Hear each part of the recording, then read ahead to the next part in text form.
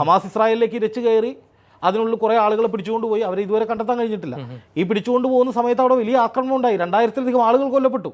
അപ്പം അത് മൊസാദ് അറിഞ്ഞില്ല, ഇൻ്റലിജൻസ് അറിഞ്ഞില്ല, ഇസ്രായേലിന് പ്രതിരോധിക്കാനും കഴിഞ്ഞില്ല. അപ്പോൾ ഇസ്രായേലിന് പ്രതിരോധിക്കാൻ കഴിയാത്ത രീതിയിൽ ആക്രമണമൊക്കെ നടക്കും.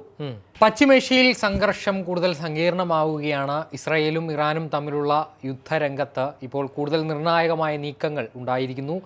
ലെബനൻ ആക്രമിച്ച് ഇസ്രായേൽ ഒരു യുദ്ധമുഖം വീണ്ടും തുറന്നിരിക്കുകയാണ്. അതോടൊപ്പം ഇറാൻ്റെ എണ്ണപ്പാടങ്ങൾ ആക്രമിക്കുമെന്ന അമേരിക്ക മുന്നറിയിപ്പ് കൂടി നൽകുക ചെയ്തതോടെ കാര്യങ്ങൾ കുറച്ചുകൂടി സങ്കീർണമാകുന്നു. ഈ അവസരത്തിൽ കൂടുതൽ വിശദമായി ആ ഒരു കാര്യം നമ്മൾ പരിശോധിക്കുകയാണ്. ചേട്ടാ, അപ്പോൾ പശ്ചിമേഷ്യ കൂടുതൽ സങ്കീർണമായ പ്രശ്നങ്ങളിലേക്ക് നീങ്ങുകയാണ്. ഇസ്രായേൽ ഇറാൻ സംഘർഷം അതിൻ്റെ ഉച്ചസ്ഥായിലെത്തിയിരിക്കുന്നു. ഇപ്പം എന്താണ് അവസ്ഥ? ഇപ്പോഴത്തെ അവസ്ഥ ഇസ്രായേൽ ഇറാൻ സംഘർഷം എന്ന നിലയിൽ നമുക്കിപ്പോഴും പറയാറായിട്ടില്ല. കാരണം ഇറാൻ ഏകപക്ഷീയമായ ഒരു ആക്രമണമാണ് ഇസ്രായേലിലേക്ക് ഇപ്പോൾ നടത്തിയിരിക്കുന്നത്. ഏതാണ്ട് 200ഓളം മിസൈലുകൾ ഇസ്രായേലിലേക്ക് വിക്ഷേപിക്കുന്നു. അതിൽ 90% സക്സസ് റേറ്റ് ഉണ്ടെന്ന് ഇറാൻ അവകാശപ്പെടുന്നു. ഫത്താ മിസൈലുകളാണ്.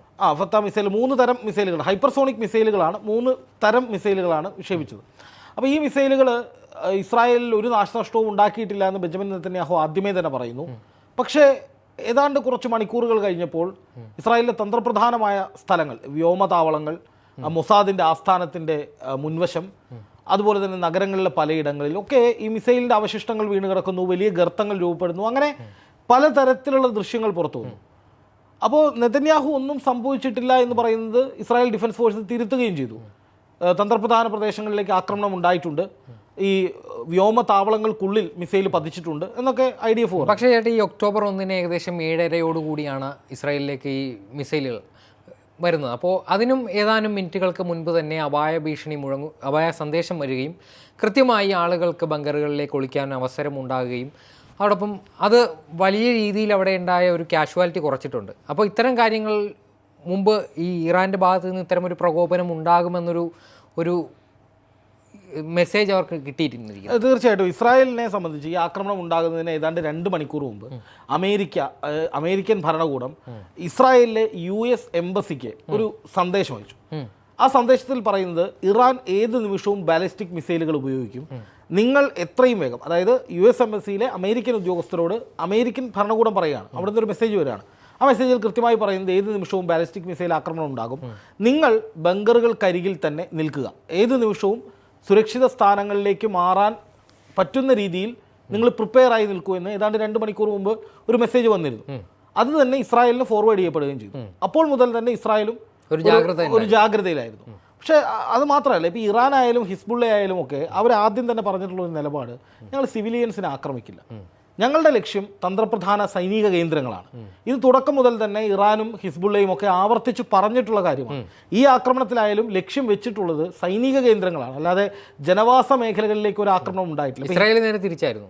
ഇസ്രായേലിനെ സംബന്ധിച്ച് ഇസ്രായേൽ ജനവാസ മേഖലകൾ അടക്കം എല്ലായിടവും, അതായത് കണ്ണിൽ കാണുന്ന ഇടങ്ങളിലൊക്കെ ആക്രമിക്കുക, അവിടെയൊക്കെ വലിയ ആൾനാശം ഉണ്ടാക്കുക, ആ രീതിയിലാണ് ഇസ്രായേലിൻ്റെ ആക്രമണം. പക്ഷേ ഇറാൻ ആയാലും ഹിസ്ബുള്ള ആയാലും ആദ്യം തന്നെ പറഞ്ഞിട്ടുള്ളത്, ഞങ്ങൾ ജനവാസ മേഖലകൾ ശ്രദ്ധിക്കില്ല, ജനങ്ങളെ കൊല്ലാൻ ഞങ്ങൾ തയ്യാറല്ല, അല്ലെങ്കിൽ ഞങ്ങൾ താല്പര്യപ്പെടുന്നില്ല. യുദ്ധത്തിന് കോപ്പ് കൂട്ടി വെച്ചിരിക്കുന്ന തന്ത്രപ്രധാനമായ മേഖലകൾ തകർക്കുക, സൈനിക പോസ്റ്റുകൾ അല്ലെങ്കിൽ സൈനികരുടെ ആയുധങ്ങൾ ശേഖരിച്ചിരിക്കുന്ന ആയുധപ്പുരകൾ, ഇതൊക്കെയാണ് ഒരു ലക്ഷ്യം. തങ്ങൾക്ക് നേരെ വരുന്ന ഭീഷണികൾ ഇല്ലാതാക്കുക എന്നതാണ് അവരുടെ ലക്ഷ്യം. എന്ന് മാത്രമല്ല ഇസ്രായേലിന്റെ സൈനിക വീര്യം ചോർത്തിക്കളയുക, സൈനിക മേഖലയെ തകർക്കുക, ഇതാണ് അവരുടെ ലക്ഷ്യം. ഇപ്പം നിലവിൽ സംഭവിച്ചിരിക്കുന്നത് എന്താണെന്ന് വെച്ച് കഴിഞ്ഞാൽ, ഇറാനെ സംബന്ധിച്ച് ഇറാൻ മിസൈൽ ആക്രമണം നടത്തി, അതിനുശേഷം ഇറാൻ പറഞ്ഞു ഞങ്ങൾക്ക് നേരെ ആക്രമിച്ചാൽ ഇനിയും ഞങ്ങൾ തിരിച്ചടിക്കും, ഞങ്ങൾ വെൽ പ്രിപ്പയർഡ് ആണ്.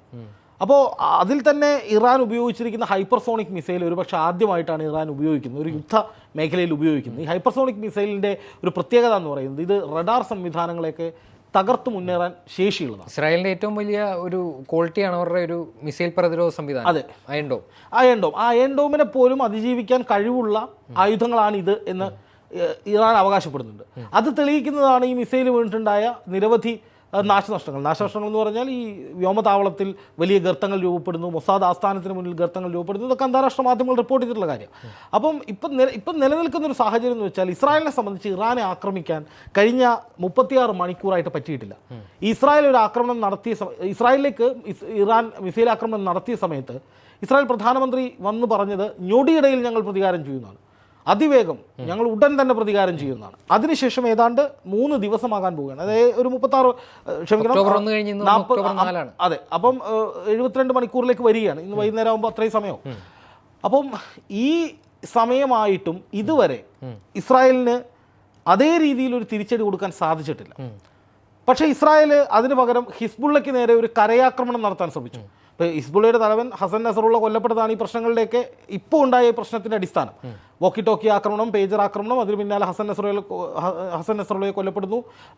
ഹിസ്ബുള്ളയുടെ 1500-ലധികം കേന്ദ്രങ്ങൾക്ക് നേരെ ഇസ്രായേൽ വ്യോമാക്രമണം നടത്തുന്നു. ഇതൊക്കെ സംഭവിച്ചതിന് ശേഷമാണ് ഇറാൻ ഇതിനൊക്കെയുള്ള തിരിച്ചടി എന്ന നിലയിൽ ഇസ്രായേലിലേക്ക് മിസൈൽ വിക്ഷേപിക്കുന്നത്.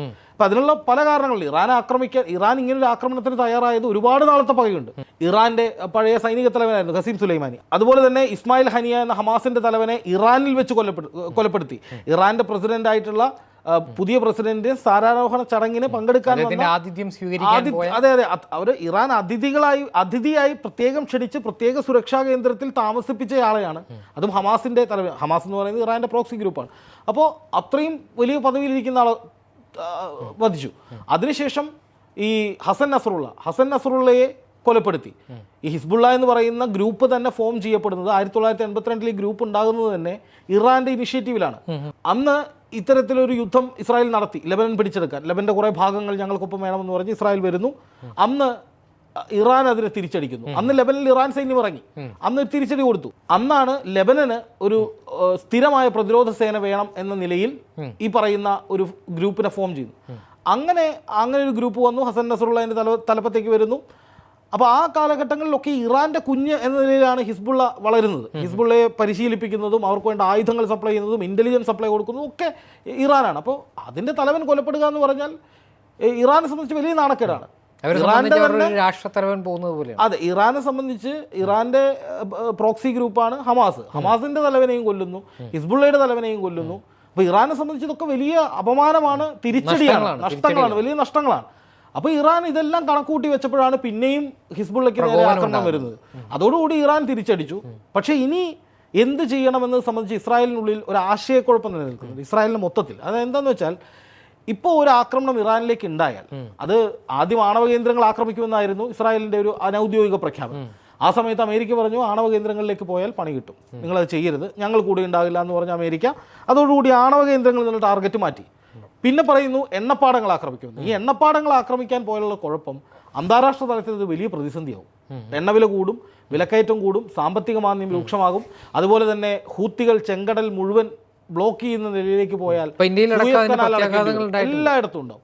ഇപ്പം ഹൂത്തികൾ എന്ന് പറയുന്ന യമനിലെ ഗ്രൂപ്പ്, അവർ ഈ ഇറാന്റെ പ്രോക്സി ഗ്രൂപ്പുകളാണ്. ഇവർ ചെങ്കടൽ മുഴുവൻ അടയ്ക്കാൻ പോവുകയാണെന്നും പറഞ്ഞ് ഇന്നലെ ഗ്രീക്ക് കപ്പലുടമകൾക്കൊക്കെ ഒരു മെയിൽ അയച്ചിട്ടുണ്ടായിരുന്നു. ഇന്നലെയാണ് ആ വാർത്ത പുറത്തു വന്നത്. അപ്പോൾ ചെങ്കടൽ അടയ്ക്കുക എന്ന് പറഞ്ഞാൽ ഏറ്റവും പ്രധാനപ്പെട്ട വാണിജ്യ കപ്പൽ പാതയായ സൂയസ് കനാലിലൂടെ ഒറ്റ കപ്പലും പോകില്ല. അങ്ങനെ വന്നു കഴിഞ്ഞാൽ ഇത് അന്താരാഷ്ട്ര പ്രതിസന്ധിയിലേക്ക് പോകും. വലിയ വലിയ വിഷയവും. അപ്പോൾ അതുകൊണ്ട് ഇറാനെ ഏതെങ്കിലും തരത്തിൽ ആക്രമിച്ചാൽ ഇറാൻ തിരിച്ചടിക്കുന്നതൊന്ന്, 2 പ്രോക്സി ഗ്രൂപ്പുകളുടെ നേതൃത്വത്തിലുള്ള മറ്റ് ആക്രമണങ്ങൾ പുറകെ വരും. അതൊരു പക്ഷേ ഇസ്രായേലിന് അതിജീവിക്കാൻ കഴിയുമായിരിക്കും. പക്ഷേ ഇസ്രായേലിനും ലോകത്തിനും ഒരുപാട് പ്രശ്നങ്ങൾ ഉണ്ടാക്കും അത്. കാരണം ഇപ്പോൾ നടത്തിയ ഒരു ആക്രമണം കുറച്ചുകൂടി രൂക്ഷമാക്കി നടത്തിയാൽ ഇസ്രായേലിൽ ആൾനാശം ഉണ്ടാകാനുള്ള സാധ്യതയുണ്ട്. ഇസ്രായേൽ ആൾനാശം ഉണ്ടാക്കിയിട്ടുമുണ്ട് ഹമാസ്. കഴിഞ്ഞ ഒക്ടോബർ 7 സംഭവിച്ചത് അതാണ്. ഹമാസ് ഇസ്രായേലിലേക്ക് ഇരച്ചു കയറി അതിനുള്ളിൽ കുറേ ആളുകളെ പിടിച്ചുകൊണ്ട് പോയി. അവരെ ഇതുവരെ കണ്ടെത്താൻ കഴിഞ്ഞിട്ടില്ല. ഈ പിടിച്ചുകൊണ്ട് പോകുന്ന സമയത്ത് അവിടെ വലിയ ആക്രമണം ഉണ്ടായി. 2000-ലധികം ആളുകൾ കൊല്ലപ്പെട്ടു. അപ്പം അത് മൊസാദ് അറിഞ്ഞില്ല, ഇന്റലിജൻസ് അറിഞ്ഞില്ല, ഇസ്രായേലിന് പ്രതിരോധിക്കാനും കഴിഞ്ഞില്ല. അപ്പോൾ ഇസ്രായേലിന് പ്രതിരോധിക്കാൻ കഴിയാത്ത രീതിയിൽ ആക്രമണമൊക്കെ നടക്കും. അത് സിവിലിയൻസിനെ കൊല്ലേണ്ടതില്ല എന്ന നിലയിൽ ഇറാനും ഹിസ്ബുള്ളയും തീരുമാനമെടുത്തതിൻ്റെ ഭാഗമായിട്ടാണ് സൈനിക കേന്ദ്രങ്ങളിലേക്ക് ആക്രമണം നടക്കുന്നത്. പക്ഷേ അതൊക്കെ ലംഘിക്കപ്പെട്ടാൽ, അതൊക്കെ മാറ്റിവെച്ച് ഒരു തുറന്ന യുദ്ധത്തിലേക്ക് പോയാൽ അത് പിടിച്ചാൽ കിട്ടാത്ത അവസ്ഥയിലേക്ക് പോകും. കാരണം റഷ്യയും ചൈനയും ഒക്കെ ഇറാനൊപ്പം വരും, അമേരിക്കയും അതുപോലെ തന്നെ നാറ്റോ സഖ്യവും ഈ പറയുന്ന ഇസ്രായേലിനൊപ്പം നിൽക്കും. പിന്നെ അത് ചേരി തിരിഞ്ഞുള്ള ഒരു മഹായുദ്ധ സാഹചര്യത്തിലേക്ക് പോകും. ഇറാനൊപ്പം റഷ്യയും ചൈനയും അടക്കമുള്ള രാജ്യങ്ങളുണ്ട്. അപ്പം ഇത് വലിയ പ്രശ്നത്തിലേക്ക് പോകും. ഇപ്പോൾ ഇസ്രായേൽ അഭിമുഖീകരിക്കുന്ന പ്രശ്നം എന്ന് പറഞ്ഞാൽ ഇറാനെ ആക്രമിച്ചാൽ എല്ലാം കയ്യിൽ നിന്ന് പോകും. അതുകൊണ്ട് അത്തരമൊരു ആക്രമണത്തിലേക്ക് ഇസ്രായേലിന് പോകാൻ കഴിയുന്നില്ല. അമേരിക്കയുടെ ശക്തമായ സമ്മർദ്ദമുണ്ട്. ഒരു ആക്രമണം നടത്താം, പക്ഷെ അതൊരിക്കലും ഇറാനെ വല്ലാതെ പ്രകോപിപ്പിക്കുന്ന രീതിയിലായാൽ അത് പ്രശ്നമാണ്.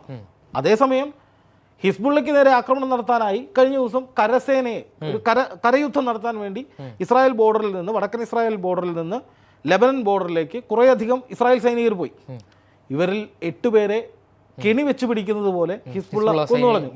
അതായത് ഇവിടുത്തെ ഗ്രാമങ്ങളിലേക്കാണ് പോകുന്നത്. ഈ ഗ്രാമങ്ങൾ പിടിച്ചെടുക്കുക, ഹിസ്ബുള്ളയുടെ കൺട്രോളിലുള്ള ഹിസ്ബുള്ള താമസിക്കുന്ന ആളുകൾ താമസിക്കുന്ന ഗ്രാമങ്ങൾ പിടിച്ചെടുക്കുക, ഇതായിരുന്നു ലക്ഷ്യം. ഗസയിലേക്ക് നടത്തിയതുപോലെ അത്ര സക്സസ്ഫുൾ ആയിട്ടുള്ള ഒരു ഓപ്പറേഷൻ അവിടെ നടന്നില്ല, ഒരിക്കലും നടക്കില്ല. കാരണം ഹമാസ് പോലെയല്ല ഹിസ്ബുള്ളയുടെ സൈനിക ശേഷി കൂടുതലാണ് എന്ന് മാത്രമല്ല, ഇസ്രായേലുമായി ചേർന്ന് ഭൂമിശാസ്ത്രപരമായി ഇസ്രായേലിന്റെ തൊട്ടിപ്പുറത്ത് കിടക്കുന്ന ഭാഗമാണ് ലെബനൻ. അവിടെ നിന്നൊരു ആക്രമണം ഉണ്ടായാൽ അത് ഇസ്രായേലിനെ സംബന്ധിച്ച് വലിയ തിരിച്ചടിയാകും. അവർക്കത് ചിലപ്പോൾ വല്ലാത്ത പ്രതിസന്ധി ഉണ്ടാകും. അപ്പോൾ അതുകൊണ്ട് അളന്നു മുറിച്ചാണ് ഇസ്രായേലിന്റെ നീക്കം. ഇപ്പോൾ ഹിസ്ബുള്ളയ്ക്ക് നേരെ ശക്തമായ ആക്രമണം നടത്തി ഹസൻ നസ്രുള്ളയെ കൊല്ലുന്നു, 1500ഓളം സൈനിക കേന്ദ്രങ്ങൾ തകർക്കുന്നു, തുടർച്ചയായ ഓപ്പറേഷനാണ്, കമ്മ്യൂണിക്കേഷൻ ശൃംഖല തകർക്കുന്നു. അപ്പോൾ ഇസ്രായേൽ വിചാരിച്ചത് ഒന്നിനു പുറകെ ഒന്നായി തുരുതുര ആക്രമണങ്ങൾ നടത്തുമ്പോൾ ഹിസ്ബുള്ള അവിടെ കഴിഞ്ഞു എന്നാണ് കരുതിയത്. പക്ഷെ അതുണ്ടായില്ല. ഹിസ്ബുള്ളയുടെ തന്നെ മറ്റൊരു സൈനിക വിഭാഗമായ എലൈറ്റ് റദ്വാൻ ഫോഴ്സ് എന്ന് പറയുന്ന ഒരു ടീമുണ്ട്. അത് കുറെ കൂടി തീവ്രമായ വിഭാഗമാണ്, വലിയ ആക്രമണങ്ങൾക്ക് ഇറങ്ങുന്ന വിഭാഗമാണ്. ആ വിഭാഗത്തിൽപ്പെട്ടവരാണ് കഴിഞ്ഞ ദിവസം കരയുദ്ധത്തിന് വന്ന ഈ പറയുന്ന ഇസ്രായേൽ സൈന്യത്തെ വധിച്ചത്. 8 ഇസ്രായേലി സൈനികരെ വധിച്ചു. അതിനുശേഷം ഓരോ ഗ്രാമങ്ങളിലും നിൽക്കുന്ന ഇസ്രായേൽ സൈനികരെ അവിടെ നിന്ന് തുരത്തി ഓടിക്കുകയാണ്. അതോടുകൂടി, അത് മിനിഞ്ഞാന്ന് നടന്നു, അതോടുകൂടി ഇസ്രായേൽ കരയുദ്ധം എന്ന പരിപാടി താൽക്കാലികമായി നിർത്തി. വീണ്ടും വ്യോമാക്രമണത്തിലേക്ക് വന്നു. അതാണ് ഇപ്പോൾ നമ്മൾ കണ്ടുകൊണ്ടിരിക്കുന്നത്. ഇപ്പോൾ ഇന്നും ഇന്നലെയൊക്കെ ആയിട്ട് ഹിസ്ബുള്ളയുടെ പ്രധാനപ്പെട്ട കേന്ദ്രങ്ങൾ ആക്രമിച്ചു എന്ന് പറയുന്നത് കരയുദ്ധമല്ല, അത് വ്യോമാക്രമണമാണ്. ഫൈറ്റർ ജെറ്റുകൾ അയക്കുന്നു, ഹിസ്ബുള്ളയുടെ കേന്ദ്രങ്ങളിൽ നിന്ന് തോന്നുന്ന കെട്ടിടങ്ങൾ മുഴുവൻ തകർക്കുകയാണ്. അതിനിടയിൽ അവിടുത്തെ ആരോഗ്യ പ്രവർത്തകർ, ഏതാണ്ട് 10-60 ആരോഗ്യ പ്രവർത്തകർ കൊല്ലപ്പെട്ടിട്ടുണ്ട്, വിദ്യാഭ്യാസ സ്ഥാപനങ്ങൾ തകർക്കപ്പെട്ടിട്ടുണ്ട്. ആ കാര്യത്തിൽ ഇസ്രായേലിന് യാതൊരു മുന്നും പിന്നും നോക്കുന്ന സ്വഭാവമില്ല. അത് ഗസയിൽ നമ്മൾ കണ്ടതാണ്. അതാണ് ഇപ്പോൾ ശരിക്കും സംഭവിക്കുന്നത്. അല്ലാതെ ഈ ഇറാന് അടിച്ച അതേ മാതൃകയിൽ തിരിച്ചടി എന്നൊന്നും സംഭവിച്ചിട്ടില്ല. ഹിസ്ബുള്ളയ്ക്ക് എന്തെങ്കിലും പുതിയ തിരിച്ചടികൾ എന്ന നിലയിലൊന്നും കൊടുക്കുന്നില്ല. ഹിസ്ബുള്ളയുമായുള്ള ആകാശയുദ്ധം കഴിഞ്ഞ 12 മാസമായി നടക്കുന്നുണ്ട്. വടക്കൻ ഇസ്രായേലിൽ നിന്ന് ഹിസ്ബുള്ളയുടെ സൈനിക പോസ്റ്റുകളിലേക്കുള്ള ആക്രമണം കുറേ കാലമായിട്ട് നടക്കുന്നുണ്ട്. പക്ഷേ ഇറാൻ നടത്തിയ ആക്രമണത്തിന് അതേ രീതിയിലുള്ളൊരു പ്രത്യാക്രമണം ഇതുവരെ സംഭവിച്ചിട്ടില്ല എന്നുള്ളതാണ് ഇതിൻ്റെ യാഥാർത്ഥ്യം. അപ്പോൾ എന്തായാലും പശ്ചിമേഷ്യയിൽ അതിസങ്കീർണമായൊരു സാഹചര്യമാണ് നിലനിൽക്കുന്നത്. അതിനൊരു മാറ്റം ഉണ്ടായില്ലെങ്കിൽ വരും ദിവസങ്ങളിൽ ലോകത്തിനെ ആകെ ബാധിക്കുന്ന ഒരു വലിയൊരു പ്രശ്നമായി അത് മാറിയേക്കാം. അതാണ് അവിടെ നിന്ന് വരുന്ന വാർത്തകൾ.